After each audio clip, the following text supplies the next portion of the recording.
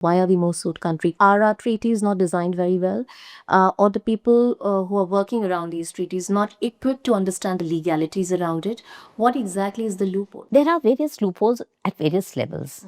The first loophole I feel is that the model of treaties from which these disputes are arising was actually based on the Western model, and we, I think, entered into approximately 66 treaties. 2011, India really got its first adverse award, and that is well known as the White Industries case, where what had happened was that White Industries had filed an international commercial arbitration.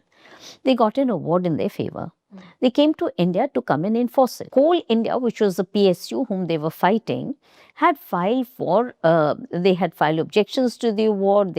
So they were basically saying that you can't enforce it. Now the matters were pending for some time. Then they came to the Supreme Court. They invoked the investment treaty, saying that India doesn't have effective legal means of adjudicating disputes expeditiously, so we are entitled to relief. And that award came to be passed against the government.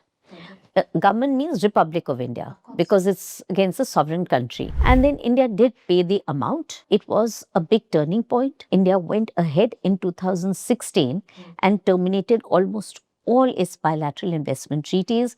And then they said we need to take a relook at the entire system.